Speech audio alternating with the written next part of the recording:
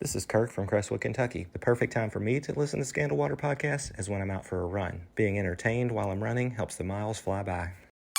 Welcome to Scandal Water, where we cover the stories that have captivated the entertainment world. I'm Candy, a longtime educator and community theater actress. And I'm Ashley, a writer and co-founder of a local theater group. We're two friends who share a love of entertainment. From true crime docuseries, to blockbuster movies, to classic TV, to Broadway shows, and everything in between. Each week, I share a compelling story related to pop culture. And I chime in using my trivia junkie brain. We stick to the facts until it's time to settle into our armchairs at the end. Then we're simply two women with a strong cup of tea and even stronger opinions. We're Scandal Water. And if this sounds like your cup of tea, follow the show on your favorite podcast app or the Scandal Water Podcast YouTube channel. Oh, it's that time of day.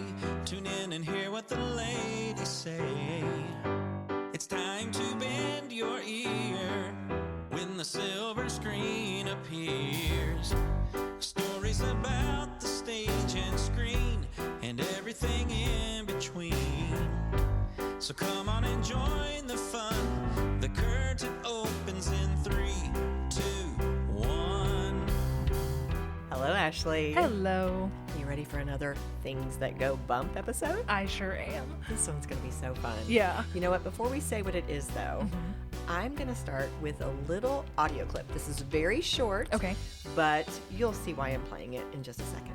An opening in the trees now cheered him with the hopes that the church bridge was at hand.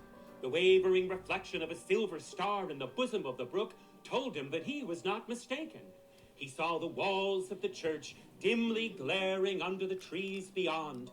He recollected the place where Brom Bones, its ghostly competitor, had disappeared. If I can but reach that bridge, thought Ichabod, I am safe. That was very short. That was short. But of course it is from Sleepy The Hollow. Legend of Sleepy Hollow. That fella who was reciting that little piece of the story, his name is Jonathan Kruk. Kruk, and he is described as a master storyteller, and he is known for performing The Legend of Sleepy Hollow, and he does it in the Sleepy Hollow area a lot. Oh, that would be super exciting. Yes, and you may have noticed one of the things that he does that makes it kind of special, that area is known as, it started as a Dutch settlement. And so he's dressed. His dress is for the period, but also the way he lets his voice lilt kind of pays tribute to that. He sort of reminded me of like a Benjamin Franklin. He did how look, you might yes. imagine Ben Franklin to look. Yes. Well, today's episode, of course, is focused on Washington Irving's The Legend of Sleepy Hollow. And, I'm an English major. Yeah. So, I thought I knew quite a bit about this, but I learned so much. For example, according to a Smithsonian Magazine article, and other sources said this as well, The Legend of Sleepy Hollow is actually regarded as America's first ghost story. No way. I know. So here's just a little bit of background. Written by Washington Irving, The Legend of Sleepy Hollow was first published in 1820. It tells the tale of Ichabod Crane, a schoolmaster trying to win the hand of Katrina Van Tassel, the daughter of a wealthy farmer. And then, of course, we know, ultimately, she turns down his marriage proposal, and Ichabod gets chased out of town by the infamous Headless Horseman. But we don't really know for sure what happened to him. He disappeared. Yeah, there's a little bit of ambiguity there at the end. So what is your background with The Legend of Sleepy Hollow, Ashley? Well, I've seen the Johnny Depp movie. Yep. And I have seen the Disney cartoon. Okay. I don't think I've ever read the story. What I remember about the Johnny Depp movie is my cousin Lauren and I went to see it at the movie theater that used to be in a town close to ours. Is closed since then, but we got there late. I have never seen such a dark opening to a movie. I remember us feeling our way through the theater like I couldn't see anything, and that's one of my main memories of like I can't even find my seat for the whole first opening sequence, that we just had to stand there and watch it because we had no idea where we were. It was so dark. I totally understand that, because as I was watching it, I did a rewatch. As I was watching it, I thought, in true Tim Burton style, this is so dark. Yeah. I mean, you could Like really lit see dark. his influence on Yes, it. Yeah, it was just coming right out. I was surprised. I mean, I guess I wasn't really surprised. I know there are a ton of adaptations and different versions of this, but when I started to go through some of the famous ones, I didn't know Will Rogers starred as Ichabod Crane in Will a Rogers? 1922 silent film adaptation that was called The Headless Horseman. Huh. No idea. Had no idea. And then, of course, the Disney version, right? Right. What I realized, I'd never seen the whole thing. Oh, really? I'd seen little pieces of it, and I recognized the character Ichabod Crane as he's drawn in that. I had never seen the whole thing. I saw a commentary that said he was a long time, like 30-year animator, and he said this is one of the most gorgeous animations that he's ever seen. How it holds up, the colors, the way they're drawn. He really had high praise for the Disney version of this. Well, show. I'm going to tell you, I loved it. Yeah. I watched it and I thought, how have I not seen this before? It actually came out in 1949 as part of a show called The Adventures of Ichabod and Mr. Toad. Oh. So I found it on Disney Plus, but I had to fast forward through the Mr. Toad part. Yeah. And it's only about 34 minutes long. As I said, first released in 1949. So doesn't when you look talk like about that. it holding up, Yeah. I mean, that really makes you think about how long it's been out there. And I agree with you. I 100% thought it was gorgeous, beautifully done. Bing Crosby is the narrator. Yes. Sings a few of the songs.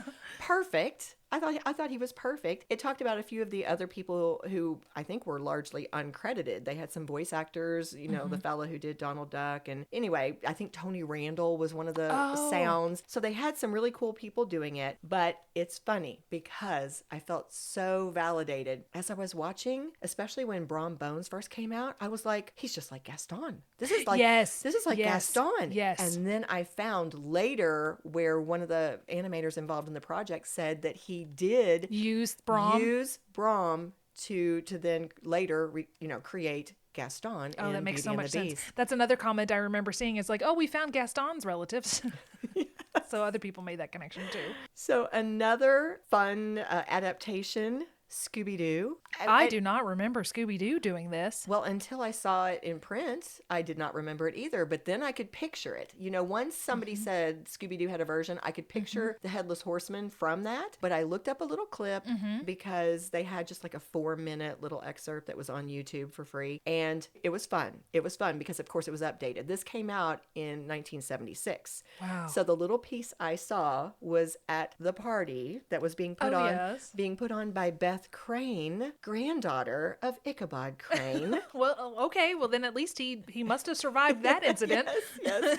And they were all wearing their 70s get-ups. And, of course, the Headless Horseman makes his appearance. It was fun. It was really fun. That's cute. Yeah. I've done a lot of preparation for this, Ashley. I rewatched the Tim Burton, and I also listened to an audio drama version of the entire story. It was fascinating. Oh. Yeah, let me give credit to that source. This is actually going to come up in a minute because I'm going to play you a tiny little piece from it later. But it was a group called Chilling Tales for Dark Nights. I found it on their YouTube channel. And here's the interesting part. This is a short story, right? This is a short story. Their audio drama is an hour and 40 minutes in length.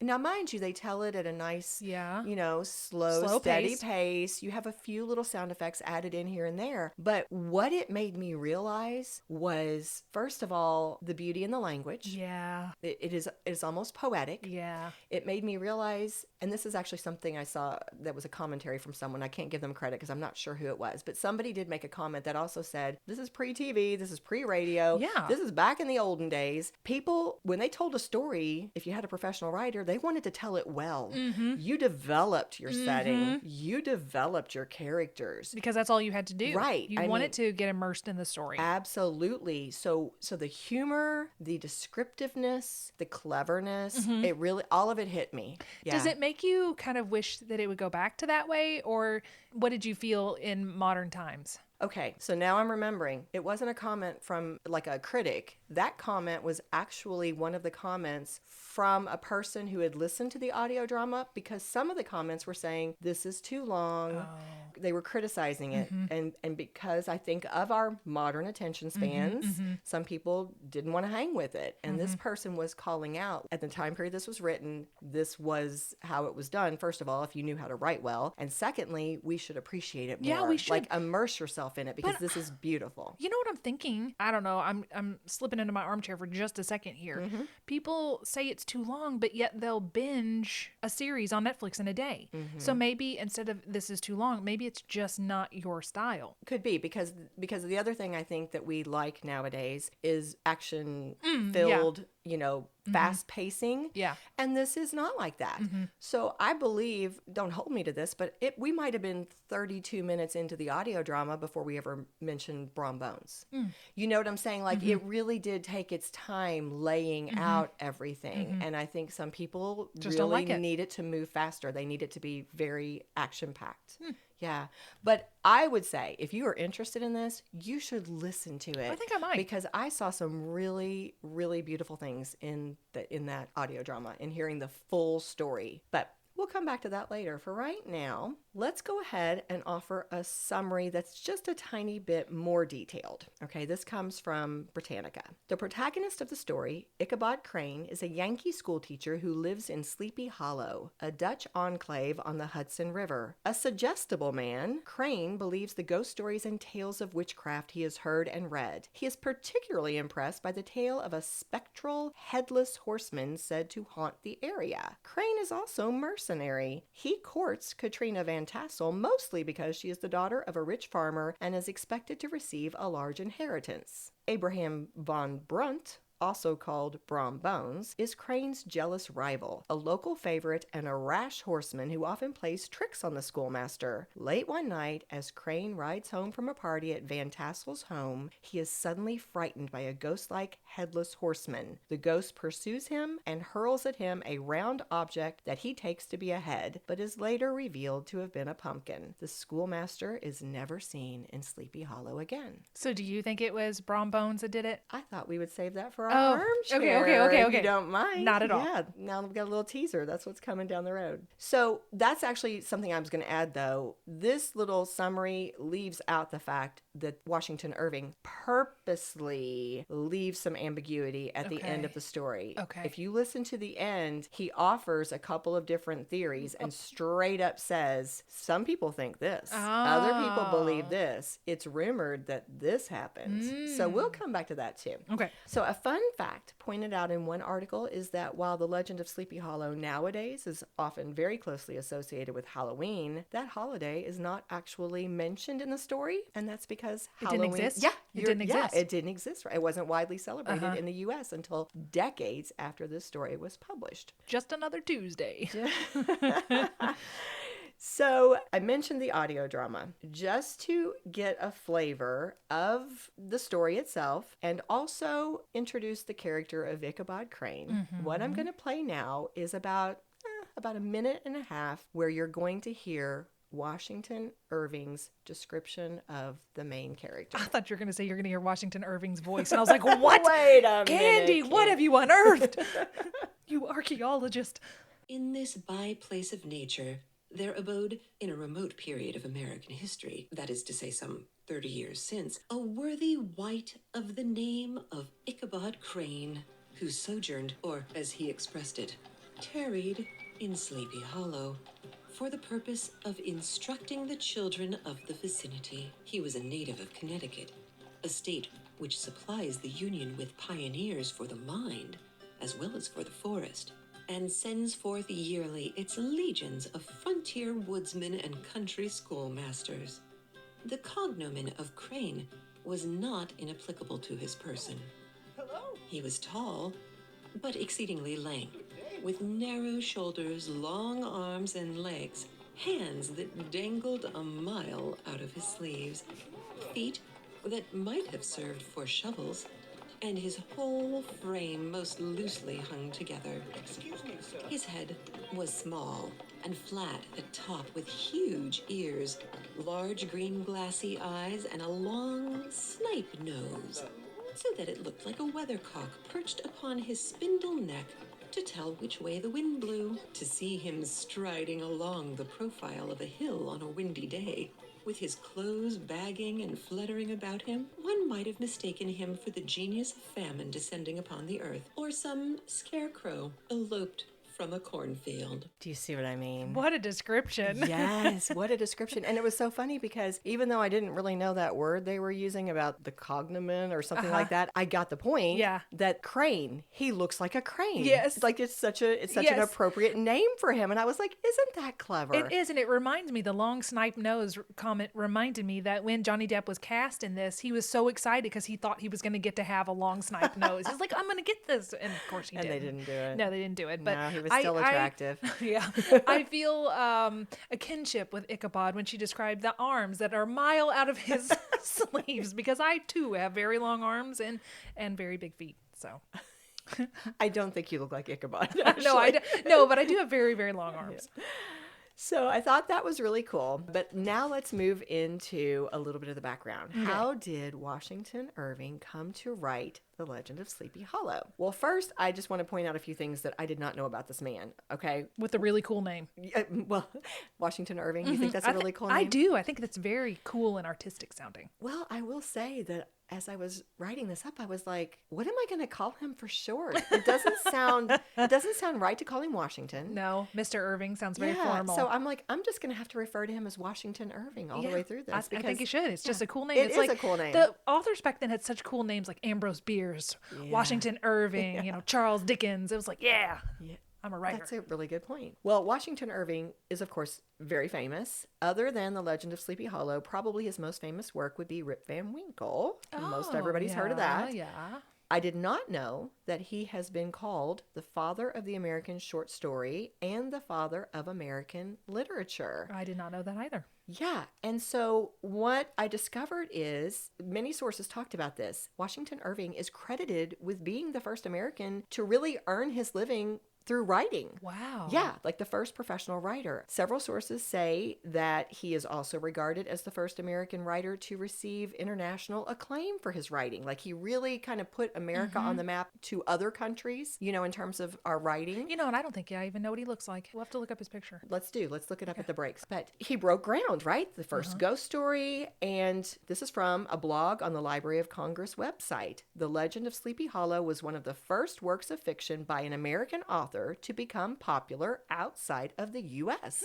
So this is all a big deal. Yeah. So as for how he actually came to write the story, we're going to back it up even more. Okay. So Washington Irving was born and raised in New York. But according to a New York Times article, a pandemic changed the course of his life. Wow. Because what happened was in the summer of 1798, there was an outbreak of yellow fever in Manhattan. And this caused Washington Irving's family to apparently send, I don't know if the parents went as well, but some of the kids got sent away at least, because what we know is that Washington Irving, who was 15 at the time, was sent upriver to stay for a time with his childhood friend, James K. Paulding, in Tarrytown. Tarrytown, of course, is the setting. We're going to come back to that for this story. Tarrytown had started as a Dutch settlement, and it seems really clear that Washington Irving enjoyed his time there because he ended up going back there and spending the last 20 or so years of his life in that area. What he did was he remodeled a small home to create his beloved cottage, Sunnyside,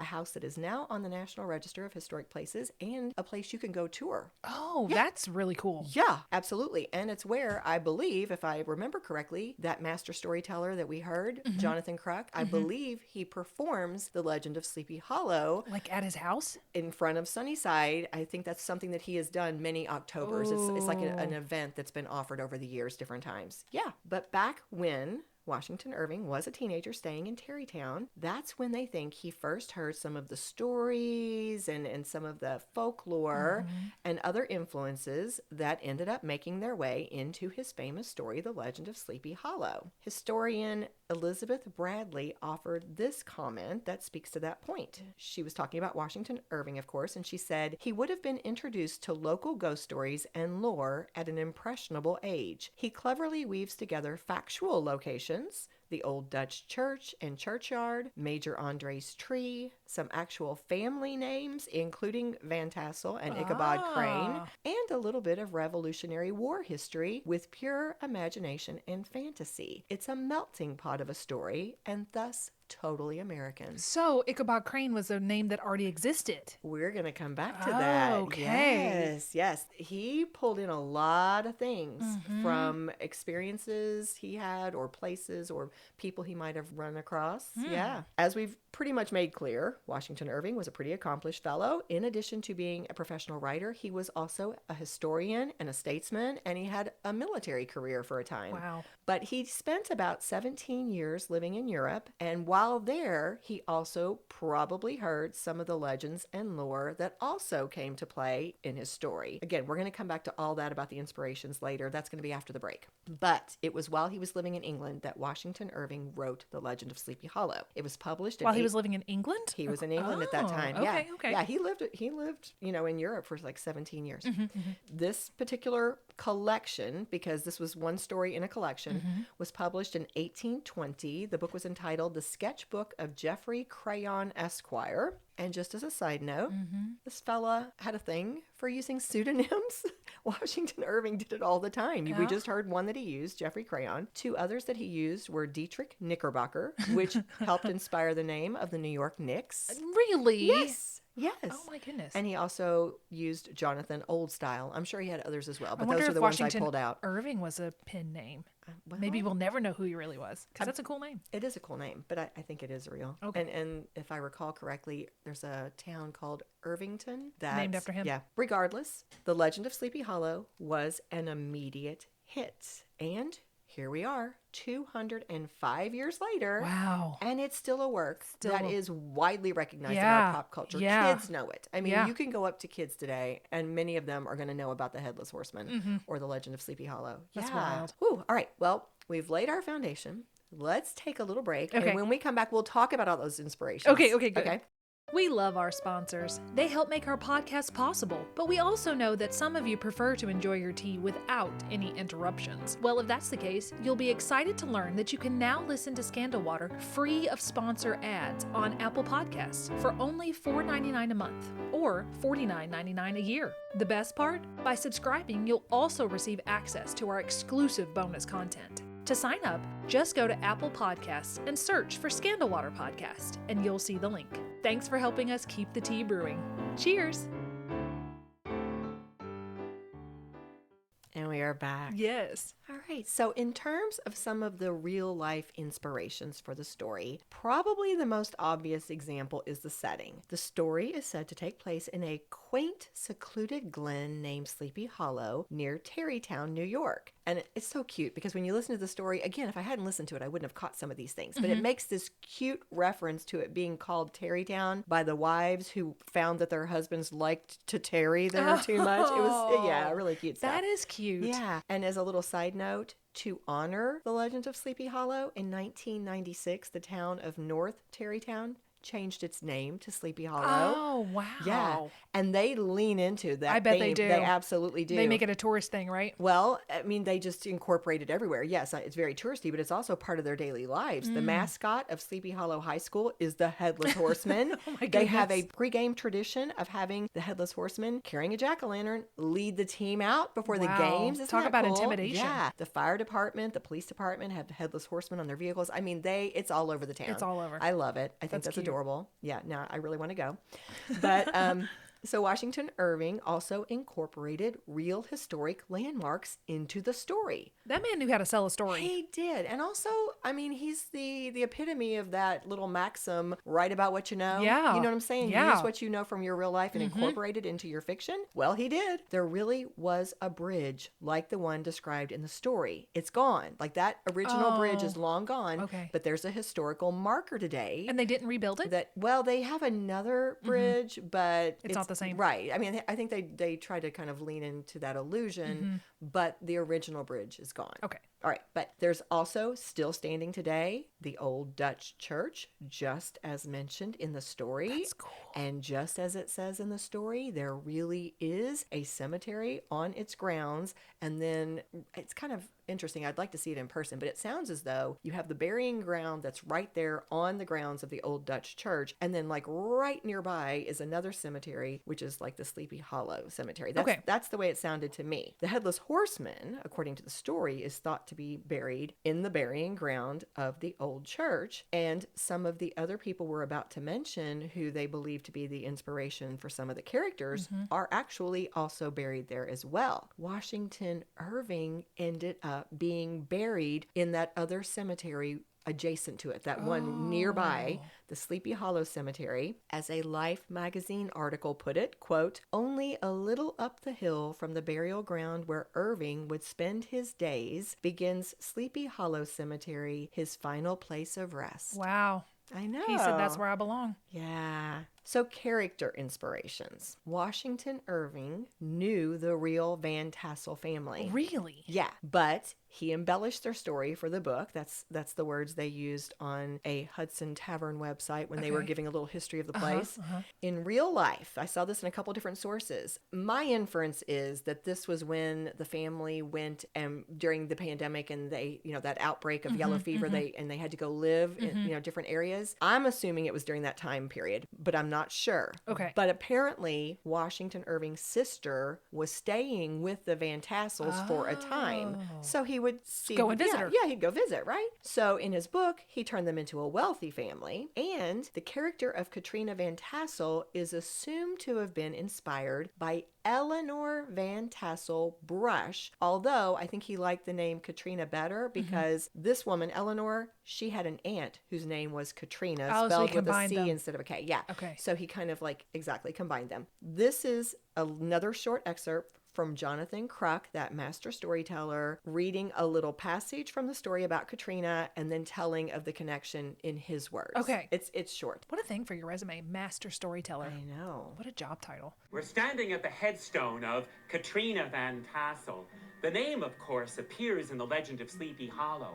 Katrina Van Tassel was the only child of a substantial Dutch farmer. She was a blooming lass, a fresh 18, plump as a partridge, ripe and melting and rosy-cheeked as one of her father's peaches. It's most likely Washington Irving got inspiration for the feisty, flirtatious Katrina from a story told about Eleanor Van Tassel. During the American Revolution, when she got abducted and they tried to hold her for ransom, she kicked those cowboys who were working for the British right out of her sight and managed to escape, and told the tale all about Sleepy Hollow in Tarrytown. Sounds like she was feisty. I know. Eleanor could not be contained. He said, "You will not take me hostage." I like it. So Ichabod Crane. All right, there's a lot on this one. Okay. Yeah, I got kind of excited about this. In a 2015 New York Times article, it shared, and I saw this other places as well, Okay. that there was actually a Colonel Ichabod B. Crane who lived and may well have crossed paths with Washington Irving at some point, because this fella, Colonel Ichabod B. Crane, was a career military man who appeared to be very successful in his job and was not at all like Ichabod Crane, That's the good. fictional character. Yeah. Yes. Now, Washington Irving had a brief military career himself. He was a military aide during the War of 1812. So many people believe that they could have crossed paths, or at least Washington Irving would have heard the name. He would have been familiar with the fella, even if they never met. There is no record, according to several sources, there's no record of their ever meeting, but everybody is convinced, obviously. They had to have. Yeah, right. How That's do you such a unique name. Exactly. Now, rumor has it that Colonel Ichabod Crane was not a fan of having his name attached to this character I that think he Washington would not Irving be created. because he was not a very favorable Oh, character. not at all. Not competent. No. And greedy. Yeah. You know, he was after what he could get, really. Yes. Yeah. So, name from a real guy, not the character. For the storyline and the character, here's what came up quite a bit. 2 different names. And it seems like some people really strongly stand behind one or the other, but let me share with you what historian Dr. Elizabeth Bradley said. In one interview, she's quoted as saying, "Several 19th century school teachers are held up as the model for the character of Ichabod Crane, including Samuel Youngs and Jesse Merwin. Kinderhook, the Columbia County town where Mr. Merwin taught, has renamed an extant 19th century one-room schoolhouse the Ichabod Crane Schoolhouse." So they believe it. They have named that schoolhouse after him because they are convinced he was the inspiration. A lot of the sources I saw do seem to support this guy, Jesse Merwin, as the inspiration, although, as I said... Of the personality. Well... the storyline. Yeah. I mean, I don't think they're saying that he was like a cowardly fellow or a greedy fellow. More like the storyline. Because here's what came out. In an article published in the Milford Living magazine, it stated, quote, "It was in Kinderhook, New York, 10 years earlier that the young writer met the man upon whom he would base the main character of his tale, a young man who, like his protagonist, had left his home in Connecticut to teach the descendants of Dutch settlers in a one-room schoolhouse in New York. It was this man, Jesse Merwin of Milford, who would inspire Washington Irving to write one of America's most famous and enduring tales." That article goes on to explain that at one point in his life, in upstate New York near Kinderhook, Jesse Merwin took this job as a local schoolmaster. As school teachers often did at that time, for their lodging, they would kind of travel around. They would rotate between the families in that town and just kind of stay with them, maybe a week at a time. As this article says, there happened to be this little chunk of time when Merwin was in the boarding house at the same time that Washington Irving was visiting. So they kind of were in the same boarding house, sharing a space for a time. Yes, they became friends. They stayed in contact even after, one moved off here or one did a different thing. Jonathan Kruk, same master storyteller we've been talking about, he's also written a book about the legend of Sleepy Hollow, and in it, he says that Jesse Merwin told Washington Irving a story about how, when Jesse had been courting a local Dutch girl, he had first been threatened and then chased by a man named Brom Van Alstyne. Well, that posing sounds... as the Headless Horseman. Whoa. Yeah. Now, I did not... I mean, again, I only had a limited amount of time, but I did Google and try to find some other sources that shared that same story, and I wasn't able to find it. Okay. But that does sound pretty compelling. Yeah, it I'm does. going to say. He also talked about this fella that he mentioned, Brom Van Alstyne, his friends also kind of pranking Jesse. Okay.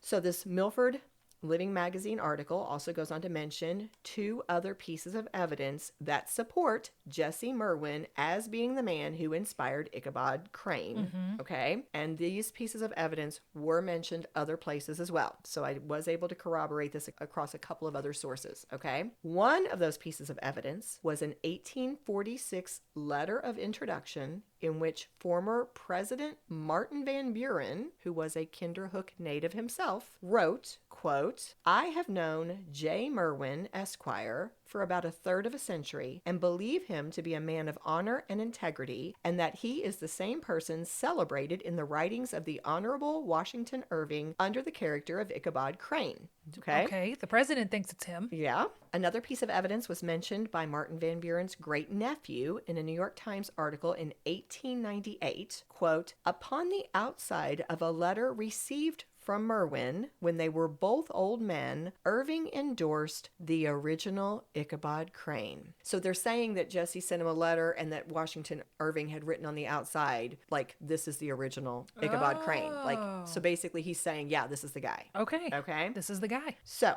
as a quick follow-up to all that, Jonathan Kruk then mentions Brom Van Alstyne, the man who pranked Jesse Merwin, as being a possible inspiration for Brom Bones in the story, although I will say several other sources mentioned a man named Abraham Martling. Well, his name was Abraham too. Maybe he combined them. Brom is short for Abraham. That was something that's a point that was brought out. It was back then, if like a lot of times if your name was Abraham, they would say Brom. Okay. That was actually a common nickname. Okay. So it could have gone either way. Yeah. Yeah. But the point is, Abraham Martling was a blacksmith, and so those are the 2 names I kept seeing. Okay? The Headless Horseman. So in the story, it is believed that the Headless Horseman is this Hessian soldier who was decapitated by a cannonball in battle during the American War for Independence. Yeah. As the story goes, he was buried without his head, and so the premise was that he would rise up at night to go looking for it.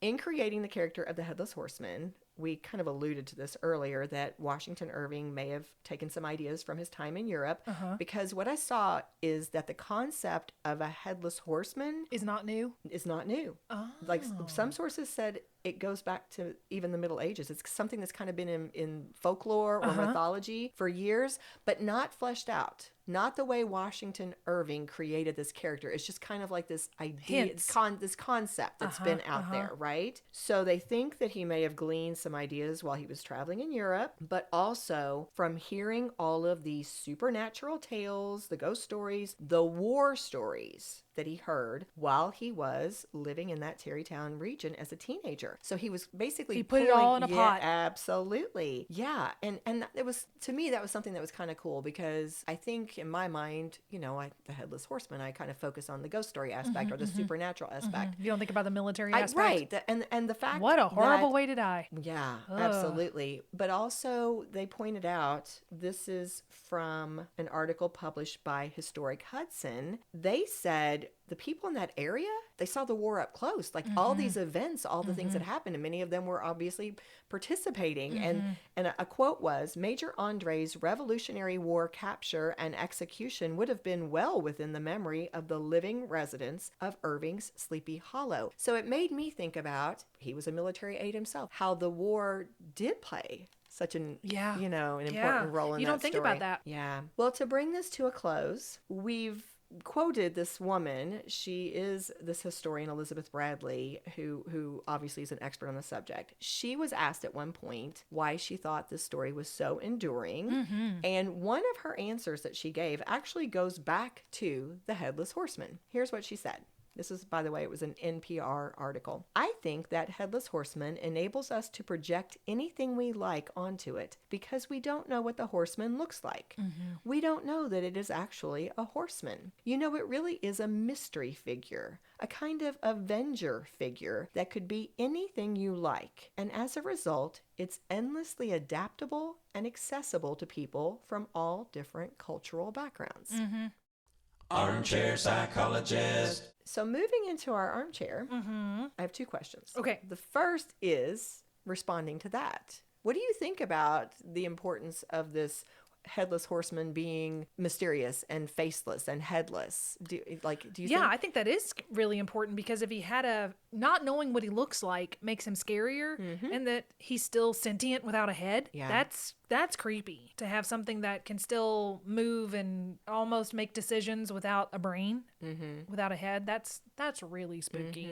So I don't know how much more to say past that. But it adds to the fear, the horror. It adds of to the creep factor. Yeah, it made me think, same thing. Like I thought about, going back to some of the topics we've talked about before, Halloween. Michael Myers was so much scarier because you couldn't see his face and you couldn't kill him. Like he just, no matter what happened, he kept coming back. And that's the Headless Horseman. Yeah. It felt like he just kept coming back. Yeah, he's going to come back and you can't do anything about it. And also, there's no face. There's no head there. Like, it just made it so much scarier. There's no humanity there. Yeah, but it also made me think of what we've talked about with Jaws 3,000 times. You don't see it, it makes it scarier. Yes, what you don't see sometimes is so much creepier. Yeah, and then her point about you can almost transpose it or transfer it to mean anything. Like, you know, it's that idea. It's not just about this supernatural figure. You could almost apply it to whatever it is that you're afraid of that just doesn't seem to go away. You know, that just keeps coming for you. Yeah. And you can't do anything about it. Second question, you know it's coming because we I already mentioned it at asked the top. Yeah. Do I think it was Brom Bones, or do I think it was a real Headless Horseman? Yes. As much as I would love to say I think it's a real Headless Horseman, I think it was Brom Bones. Okay. I do. Do you have any reasons for that?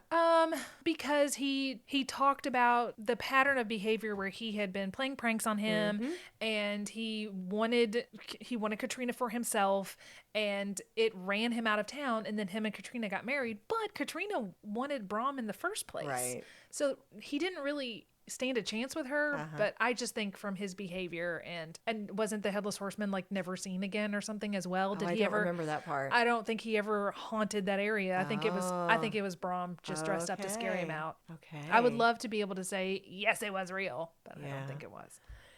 So I'm going to share this really quickly just because I think it's kind of cool. Speaking of enduring, Kirk absolutely loves this story. He got really excited when I told him we were doing Sleepy Hollow because he has done the same lesson sequence with his kids. at Halloween for years. His kids love it. They read a kid-friendly scholastic play version of The Legends of Sleepy Hollow, and then they read a nonfiction article that talks about life in a Dutch colony and the origin of some ghost stories that were popular at that time in that culture. And then they would go back and they would read the last few chapters of the kid version of The Legend of Sleepy Hollow, and then watch the Disney cartoon, and then they had to write an argument, among other activities. But one of their activities was they had to then use evidence to support their argument as to what happened to Ichabod at the end. And so I thought, okay, talk about it still being relevant today. You know what I'm saying? Like, kids are still doing things like that today. But it made me think about the ending. And what I noticed was, depending on your adaptation, some of them are really ambiguous and some of them are not so ambiguous. And I did not remember this. Yeah. But the actual story basically says, it talks about there being rumors that Ichabod Crane had been seen other places. He was a successful lawyer. And then it talked about Brom but laughing sometimes when something would be said about the Headless Horseman. And based on all that, I think it was Brom. And it was Brom. Yeah. That guy.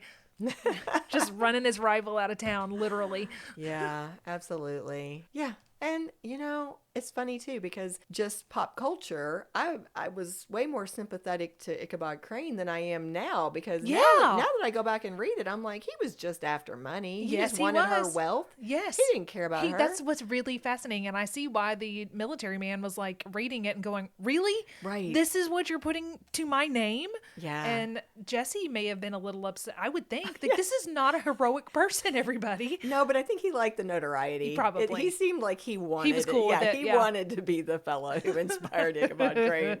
Yeah, but no, Ichabod, you were not the great guy I thought you were. Nope. I was so sympathetic to you, but he wasn't even like a great teacher. Come on, Ichabod. Candy's going to give you some lessons. I'm glad you're a good lawyer. I'm glad that, he moved on. Yes, and I have to say, I mean, I like the supernatural elements, but it's also kind of nice that you had a happy ending. Yes. Everybody got what they wanted. Yeah. There you go. All right, so who are we going to cheers, Ashley? I think we got to cheers Mr. Washington Irving himself. Absolutely. For giving us such an enduring story. Yeah. That we're still talking about it. Absolutely. 205 years later. Well done, sir. Well done. Cheers to you. Cheers. If you love what we do, please rate and review our show or become a supporter through Buy Me a Coffee or Patreon. Whether a single gift or recurring monthly donation, your support is what allows us to keep the tea brewing. Subscribe on your favorite podcast app or the Scandal Water Podcast YouTube channel, and follow us on Facebook, Instagram, and TikTok. Show notes are available at our website, scandalwaterpodcast.com, where you can also access the merch store and more. This episode was executive produced by Candy Thomas, that's me, and Ashley Raymer Brown, that's me. It was researched and written by Candy Thomas and edited by Ashley Raymer Brown. A special thank you to Josh Martin, who wrote, composed, and performed the Scandal Water theme and other music. Matt C. Adams, who created the artwork, and Joshua Reith, who designed our website and provides ongoing technical support. As a reminder, this podcast is purely for entertainment purposes. The thoughts and opinions of the host during each episode of Scandal Water are their own and do not reflect the opinions of any future guests, advertisers, or clearly professional psychologists. Thanks for listening.